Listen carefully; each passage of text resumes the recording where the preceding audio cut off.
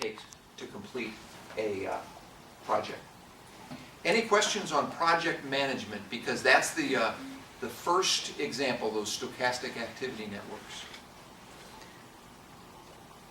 So the first one, you use a recursive to reduce to, so what's the algorithm for the second kind? For the second one, what we had to do, and I'll just kind of skim over the details a bit, we went through the network like this and decided which ones were on multiple paths. For example, this arc right here is on both this path through the network and on this path through the network.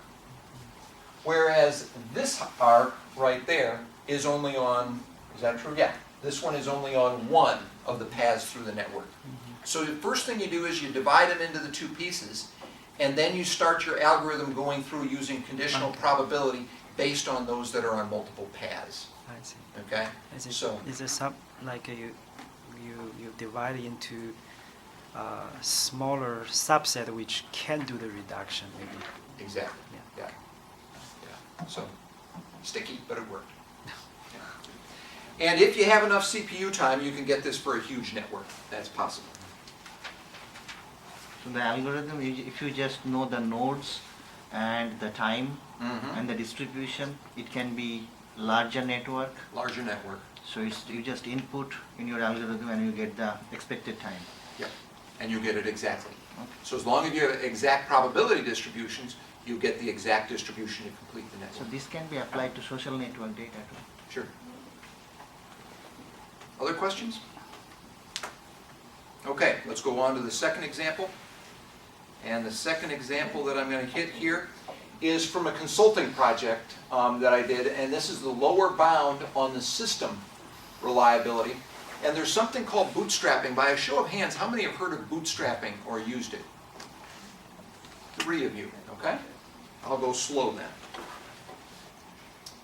Here's the idea, and this is a simplified version, but this was basically the problem that was posed to me. We want to use this technique known as bootstrapping, which I will talk about as we go forward, to determine a 95% lower confidence bound on the system reliability for a series system of 3 independent components using binary failure y sub I, n sub I, where y sub I is the number of components of type I that pass the test, and n sub I is the number of components on test for I equals 1, 2, 3. Now let me start out first by explaining what a series system is.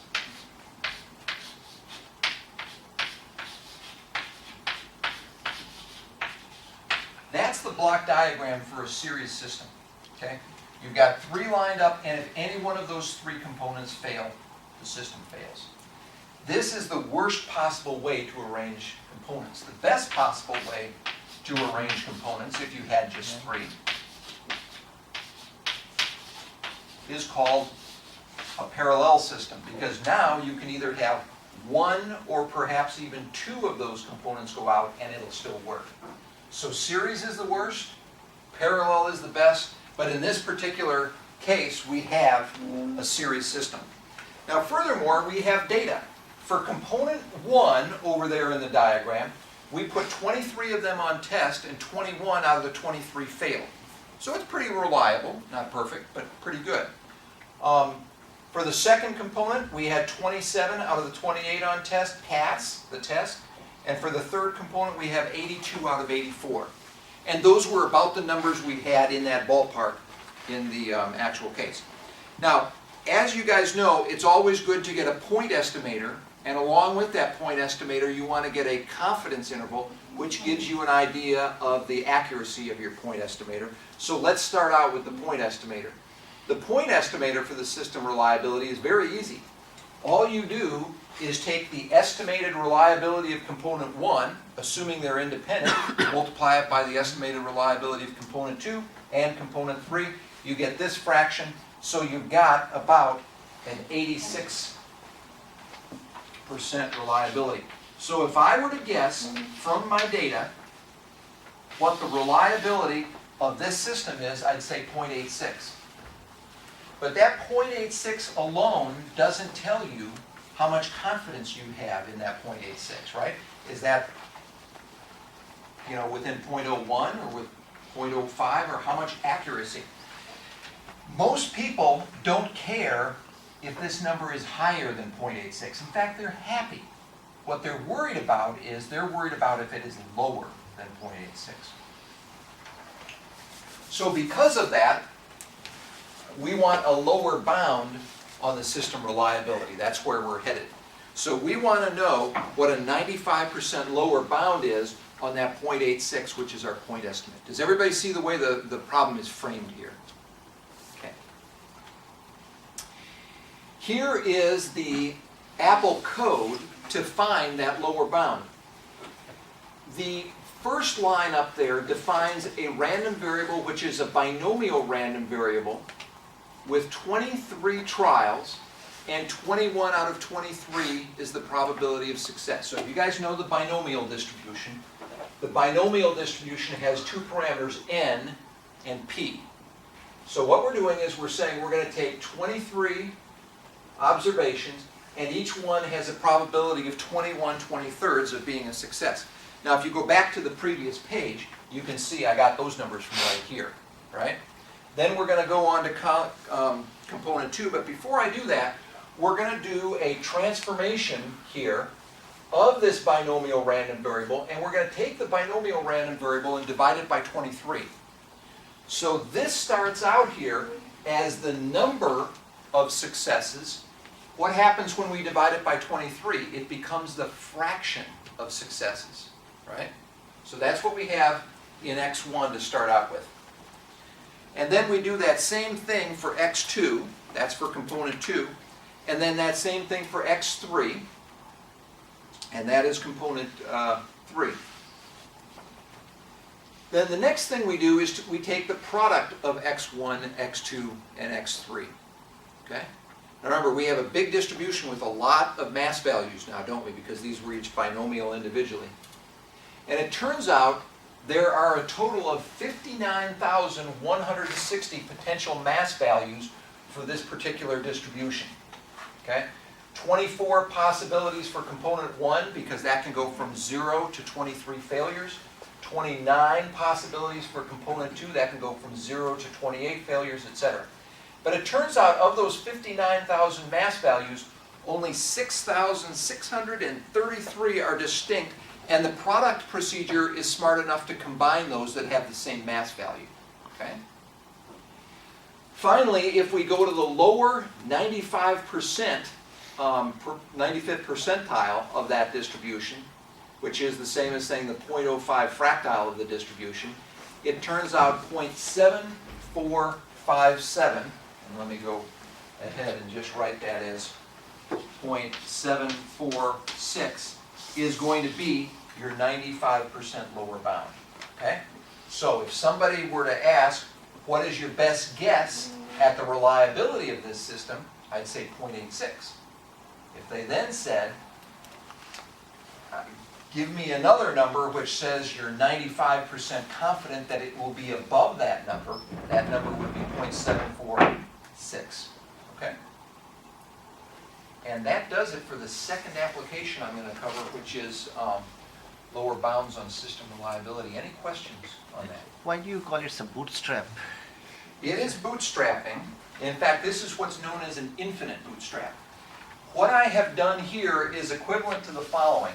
It's equivalent to setting up 3 urns. And this first urn would have 2 failure balls in there, and the other, what would it be? 21. So it would have 21 successes, and it would have 2 failures. So here's the bootstrap experiment. It'll go slow, but here we go.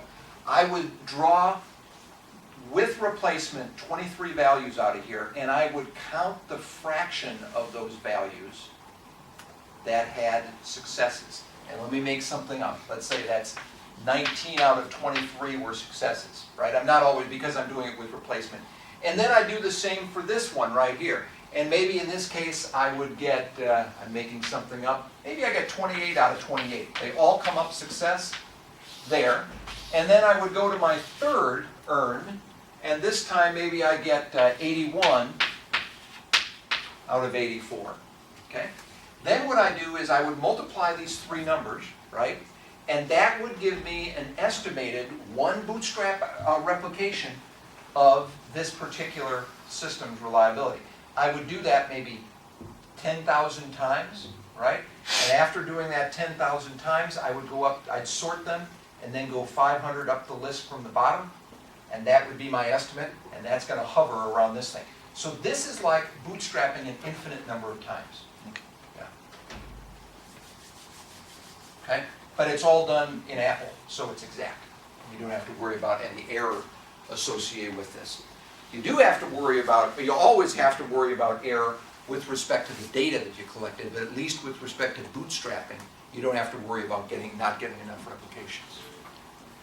Any other questions on the lower confidence bound? Okay, application number 3 is queuing. This example was done by Billy Kaczynski, and he was a PhD student here at William & Mary. And this was a chapter in his dissertation. And this is actually one of my favorite topics in terms of what Apple has been able to do. Now, before we go anywhere else, I've got to find out how many of you know what the MM1Q is. How many know what an MM1Q is? You're the only one. Okay. The queuing people are very, very organized. In fact, how many are taking Professor DeCamp's class this semester? Okay, and that's the one up in Jones 302 with the, okay, you'll get to this eventually. The queuing people are very, very organized. They can be at these queuing meetings and they can just throw out 3 letters and symbols and they communicate with one another. They can just say MN1 or MG4 and they immediately know what they're talking about, okay? But here's the idea. This first field here controls the arrival stream to a queue. And I'm just going to draw a little queue down here. We spend a lot of our lives waiting in line, so there it is. The first letter controls how people are arriving to the queue. Okay? And in this case, we're using the letter M, which stands for Markov, and that means that the arrival stream here is a Poisson process. And that's the same as saying it's an exponential time between arrivals. Okay? That's the first M here. Now the second M talks about this box right there. That is the server. Okay? Now think of this as, we've got to have these on campus somewhere. Maybe the Dodge room I know is this way. There is a line and there is a single server. One person serves and that's it. So we have a single server, and that's what this 1 means, by the way. This 1 field there tells you the number of servers, and in this particular case, we have a single server. This second M here tells you about the service time distribution. Any wild guesses what M stands for?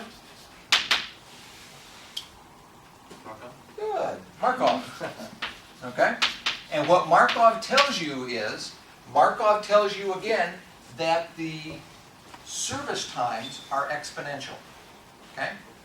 Now there's one thing that's not up here that they should tell you, and that is that the time between arrivals are exponential, and they use the symbol lambda there for the arrival rate. The service times are also exponential, and in what is perhaps the worst notation ever, they use the symbol mu for the service rate. Now, why is that the worst notation ever? If the rate is mu, what is the mean service time? Mu. 1 over mu. Okay, so now we have a mean as 1 over mu, and if you guys know from probability, that's not a smart thing to do.